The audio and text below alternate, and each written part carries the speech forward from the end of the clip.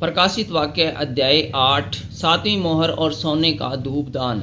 जब उन्हें सातवीं मोहर खोली तो स्वर्ग में आधे घंटे तक सन्नाटा छा गया।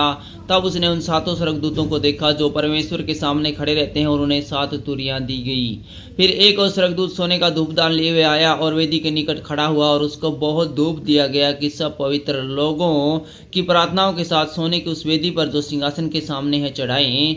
उस धूप का धुआं पवित्र लोगों की प्रार्थनाओं सहित स्वर्गदूत के हाथ से परमेश्वर के सामने पहुंच गया।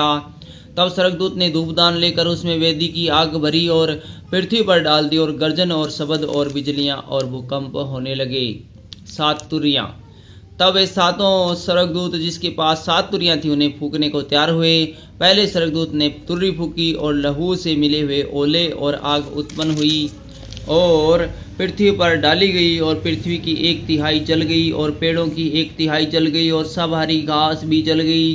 दूसरे स्वर्गदूत ने तुरही फूकी तो मानो आग सा जलता हुआ एक बड़ा पहाड़ समुद्र में डाला गया, और समुद्र का 1/3 लहू हो गया, और समुद्र के 1/3 प्राणी मर गए, और 1/3 जहाज नष्ट हो गए।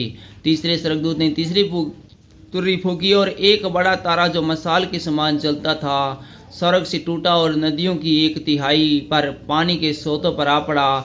उस तारे का नाम नागदोना है, और 1/3 पानी नागदोना सा कड़वा हो गया, और बहुत से मनुष्य उस पानी के कड़वे हो जाने से मर गए।